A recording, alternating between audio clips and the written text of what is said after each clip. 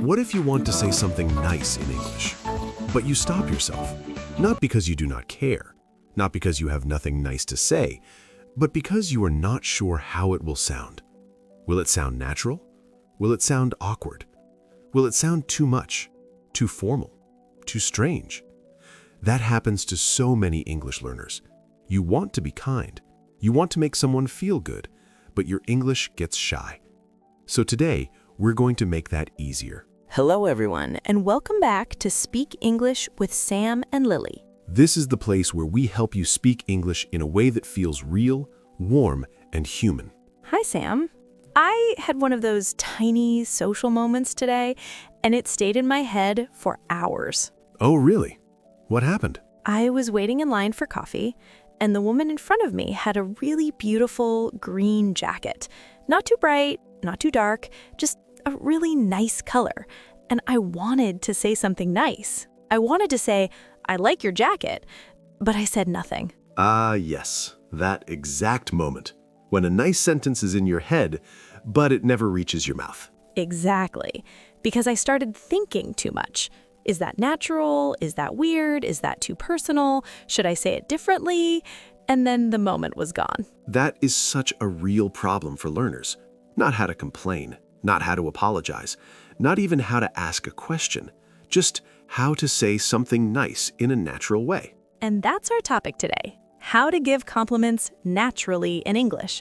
Not fake compliments, not strange compliments, natural ones. The kind that make people smile. And before we continue, if you enjoy these kinds of real-life English conversations, please like the video. And subscribe to Speak English with Sam and Lily for more easy English podcast episodes. And if you know someone who wants to sound more natural in English, share this episode with them.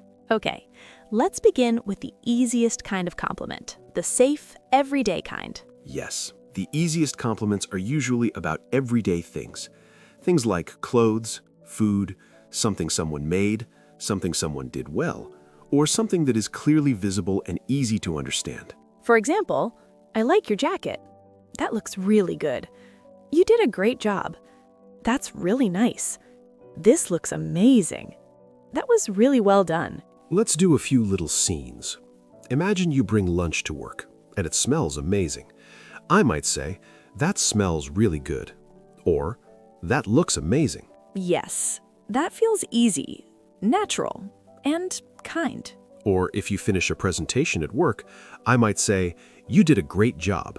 Or, you explained that really clearly. That second one is especially nice because now the compliment feels more real, more specific. Yes, and that brings us to our first big lesson today. Simple compliments work best. Yes, you do not need a dramatic compliment. You do not need a perfect compliment. A simple, warm sentence is often enough. Now, let's go a little deeper. What makes a compliment sound natural, but what makes it sound weak? Yes, because not all compliments feel the same. Some sound warm and real, some sound flat, some sound too general. For example, you are good. That's positive, but it feels a little unclear. Good at what? In what way? A more natural version would be, you explained that really clearly, or you did that so well, or I really liked how you said that. That's the second big lesson today. Specific compliments feel more genuine. Yes, if someone cooks dinner for you, saying, this is good, is fine, but saying, this is really good, I love the flavor, feels much more real. Or if someone wears a new outfit, saying, you look nice is kind, but saying, that color looks great on you, feels more natural and more thoughtful. Exactly. Specificity makes compliments feel noticed, not random, not automatic. Now, let's talk about a pattern I really like for natural compliments. Notice, compliment, soften. Yes, this pattern feels very spoken and very human. First, you notice something. Then you compliment it. Then you soften it a little with spoken English.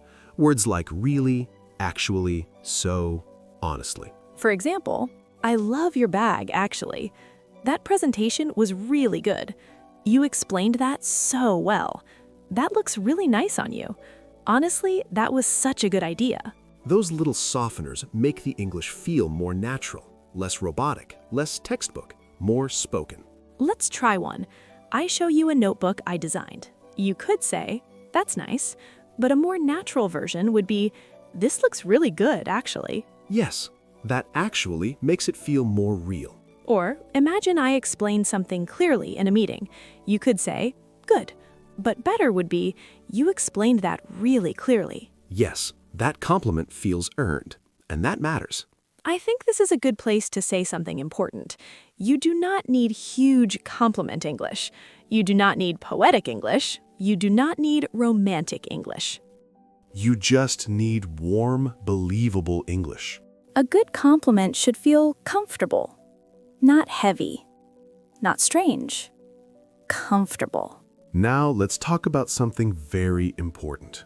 The relationship, because compliments change depending on who you are talking to. Yes, a good compliment to a friend, a coworker, a classmate, or a stranger does not always sound exactly the same. With a friend, you can usually sound warmer and more playful. For example, "You look great. I love your outfit. That's such a good photo of you." With a coworker, it often feels safer to compliment work, effort, or something visible and respectful. For example, "You did a great job on that. That was a really strong presentation. I like your jacket." With a stranger, short and respectful often works best. Like, "I like your bag. That color looks great." Or, "That's a beautiful dog." That is another big lesson today. A good compliment should fit the relationship. Yes, the same sentence does not fit every social situation. Now let's talk about the awkward side. What makes compliments feel strange? Yes, because this is where many learners get nervous. They don't worry about saying something kind, they worry about saying it in the wrong way. Compliments can feel awkward when they're too strong, too fast, too personal, too general, too many, or too intense for the relationship. For example, "You are perfect. You are the most beautiful person I have ever seen. Your body looks amazing." Yes, those can feel too strong or too personal very quickly. A safer, more natural version would be, "You look great today. That color really suits you. You did a great job on that." The goal is not big compliment English. The goal is comfortable compliment English. Let's compare quickly. A coworker gives a presentation. Awkward version first.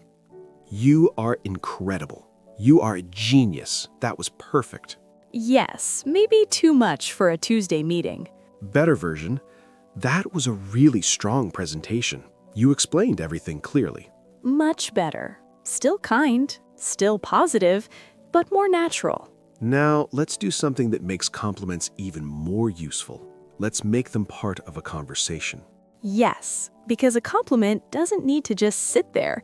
It can open the conversation. Exactly. A natural compliment often becomes smoother when you add one little next step. A short question, a small reaction, or one little observation. For example, "That looks great. Where did you get it?" "You did a great job on that. How long did it take?" "This tastes amazing. Did you make it yourself?"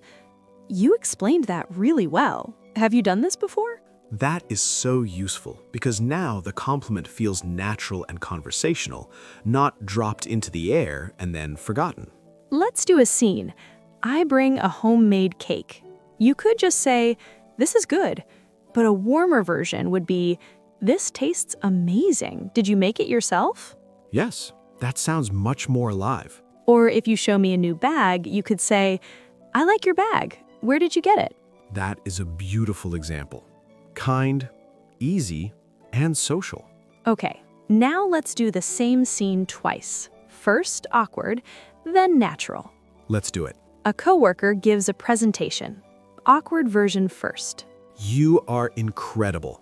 You are a genius. That was perfect." Yes, maybe too much for a Tuesday meeting. Natural version. "That was a really strong presentation. You explained everything clearly." Thank you. "Honestly, I really liked the way you organized it." That feels much better. Specific, respectful, and real. Let's do one more. A friend is wearing something new. Awkward version first. Do you like my new jacket? You are the most stylish person I know. This is the greatest jacket in the world. Yes. Again, maybe too much. Natural version. Yeah, I really like it. That color looks great on you. Thank you. Where did you get it? Yes, that feels natural, and it opens the conversation too. So, what have we really learned today? We learned that simple compliments work best. We learned that specific compliments feel more real. We learned that warm, spoken English sounds more natural than very formal English. We learned that a good compliment should fit the relationship. We learned that compliments can feel awkward when they're too strong or too personal. And we learned that a compliment can also open a conversation. Yes, a good compliment is a small, kind moment. It can brighten someone's day. It can make a conversation warmer. And it doesn't need perfect English. You don't need perfect English to make someone feel good. You just need warm, natural, honest English. And now we want to hear from you.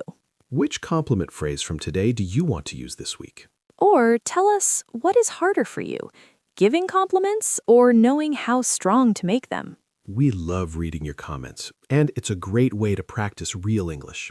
And if this episode helped you, share it with one friend today. And don't forget to subscribe to Speak English with Sam and Lily if you're new here. Thank you so much for listening today. We believe in you. Keep practicing. You can do this. See you in the next episode. Bye, everyone. Bye-bye.